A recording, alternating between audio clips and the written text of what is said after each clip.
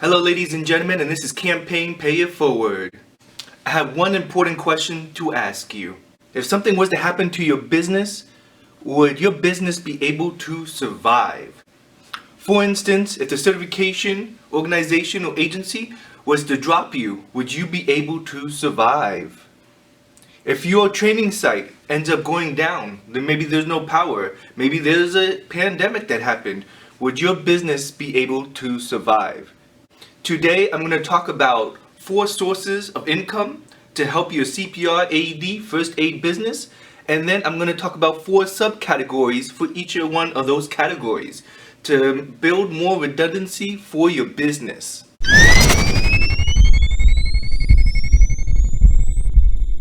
First source of income that is very important is that you hit the like and subscribe button so that way I can make more money from you. Thank you so much.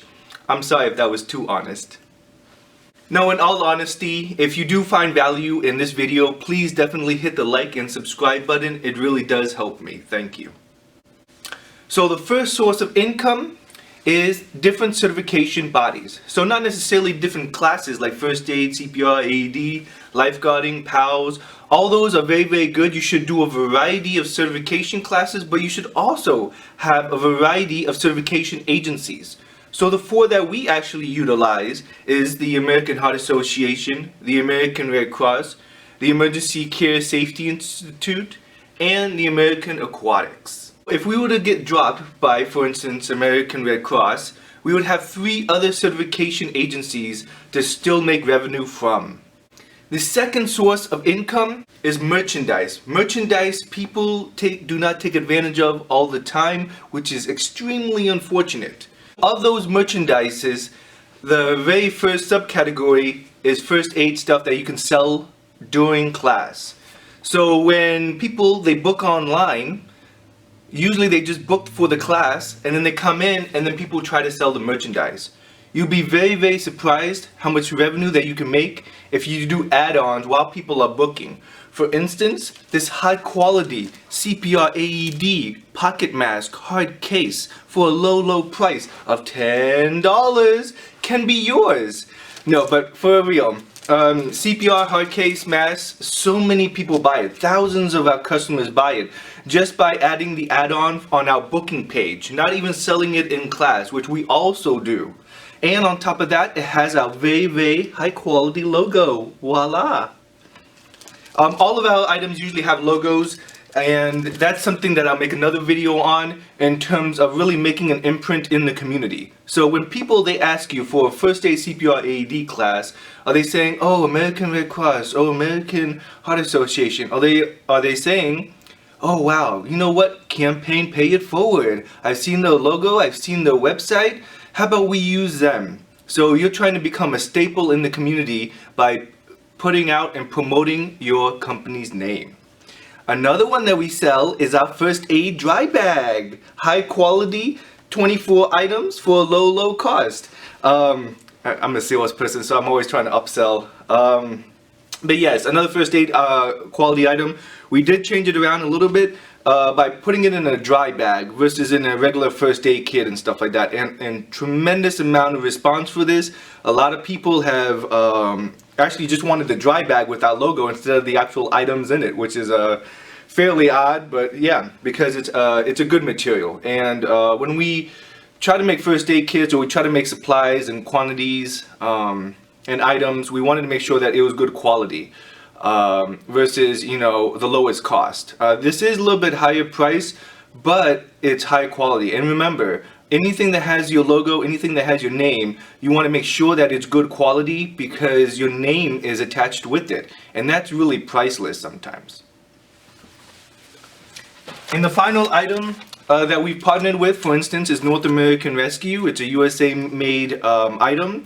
And it has our logo on top of the North American Rescue. This is our tactical trauma kit, which has the hyphen, packing seal, etc., etc. I won't get into it, but once again, it does have our logo. Most of our first aid kits that we sell are not just a generic brand. We're not going to CVS buying 20 first aid kits and then selling it to our students. All of our kits have our logo on it. One thing that I won't show you, maybe a little bit later on in another video, is we actually make medical items. We teach thousands and thousands of students, and we ask them in our classes, what do you want done? What do you want to see? And just like how we have the dry bag for first aid kits, because a lot of stuff is not really waterproof, it's water resistant, but not waterproof. And so that's why we provided the first aid bag in a waterproof kit instead of a water resistant. And so we are actually making different medical equipment also, and we patent it.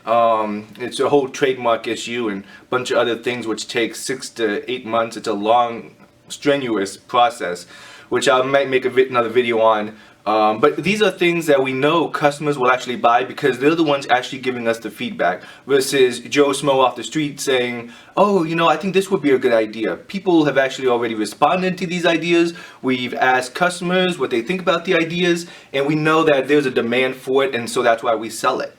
That's the second source of income in terms of the subcategory trademark. If you have a medical idea or a medical device idea, definitely get it trademarked and then go out and actually make it.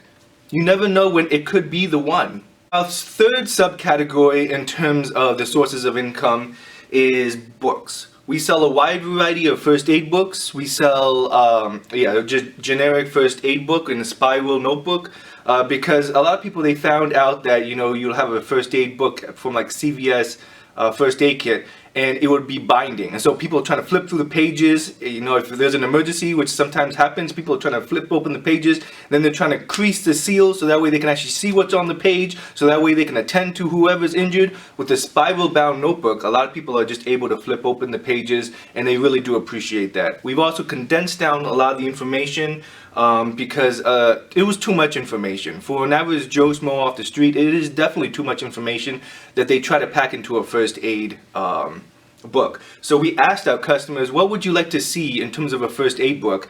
We got the feedback, and then we made the book. Another book that we've made also is a wilderness first aid book. We do a lot of wilderness first aid classes, and we're able to sell hundreds of wilderness first aid books.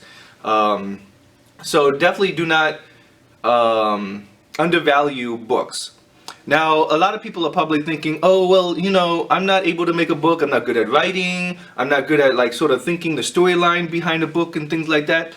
As I said in the earlier videos that I've had, which you can watch other videos that I've made, you do not have to do everything. You should not be wearing multiple hats. You should be wearing one hat, and that's steering the company. You can outsource all these things, still put your trademark logo on it, and then publish it out. A lot of times people, they try to do everything themselves, and that's where you get burnt out. I was there about 5 years ago. My business actually almost didn't make it because I was so burnt out. I had a full-time job, and then I was doing this as a side business, and I was doing the accounting, the training, the certifications, the planning, the business. It's a lot. It's a lot. Slow down and outsource. I barely speak English. I'm not about to start writing a book. The final and fourth source of income that we have is the YouTube videos that we make. We initially started making YouTube videos to actually provide information out to other people for free. I saw a lot of webinars that like, hey, for $9.99 you can YouTube a series about how to start and make a first aid CPR AED business. And I'm not saying those are scams. They probably do provide very good information, but I thought some information should be free. You know, all that information is out there on the internet. Let's just streamline it and start making YouTube videos, and that's exactly what I did. All I do ask is that you hit the like and subscribe button. You know, it takes 10 seconds, 5 seconds, and I do make revenue off of it. I'm not gonna lie. So I do thank you. Maybe one day, you know, you can meet me and, you know, ask me for $1 menu from McDonald's or something like that, and I'll be willing to buy it, you know, but not over $1. Maybe you'll have to pay the sales tax or something. We have multiple other categories, and the first category, as I mentioned before, is the ad revenue. So every time someone clicks or opens up our YouTube video, we make some money off of it. So the algorithm sometimes can be a little bit iffy and things like that. On YouTube, I can't really say, you know, oh, if you have 100 people watching your videos, you'll make X, Y, and Z amount. It differs and stuff like that. But we are making money off the ad, and that's residual income. I mean, you put the initial work with making the video, and then for years and years and years down the road, I'll be making money. So, I mean, it's passive income a little bit, but it wasn't really designed to be an income earner. It was to provide and get information out there, so that way people are providing high quality first aid, CPR, AED training. As a medical person, I have seen other people's trainings. When we respond to incidences and things like that, I ask the person who's actually treated a person before we arrive and say, hey, where did you get your certification from? Sometimes it's really bad, sometimes it's awesome. And I want to keep that higher level of training for other people. And that's why I originally started making these videos. Sponsorship is another way that we make money off of YouTube, where basically people, they ask us to promote different items and things like that. We will not promote an item if we do not actually use it and we do not back it up 100%. As I mentioned throughout this whole video, our name brand is very, very important to us, just like our reviews on Google, and it really does make our company. So if I'm not behind on it, or the other instructors are not behind on it 100%, then we will not advertise or sponsor an organization. Sponsorships, the money can range between $100 to several thousand, depending on the sponsorship and how long the advertisement segment that you're doing on the video is. The one thing that you can do, it does not really relate to YouTube, is affiliation. So we do have links that you can click on, and we do affiliate with a wide variety of partners, including like Amazon. So every time somebody uses our link and clicks and then buys something on Amazon, we actually get a kickback. And the kickback is pretty substantial. For instance, we sell, well, we don't sell printers, but we advertise for a printer we've used. So this printer, Espon, you can take a look at our link.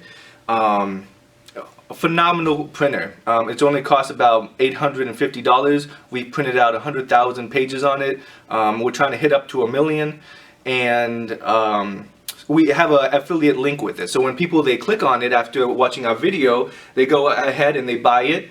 We get about $36 for it, which is pretty substantial. If people buy first aid kits, which we also sell, and books that we also sell online, we put in our Amazon link there. So not only are we making the money off the books itself, then we're also making the money off the clicks that they do with the affiliation with us. So that's almost like a double whammy bonus for us. And it can be a bonus for you. Definitely affiliate with other companies. Even with generic companies like Amazon and maybe even Google and stuff like that, we've gone to some privatized companies that are not really well known, so that way we can affiliate with them. So to be honest, the sky's the limit. It never hurts to ask a company, be like, hey, you know, we can advertise for you if you want to affiliate with us. What can be the benefit for you? What can be the benefit for us? Thank you so much. If you stayed through the end, please definitely hit that like and subscribe button. I really do appreciate it. And most of all, I do hope that you found value in my videos. You can look at other videos that I've made to help you.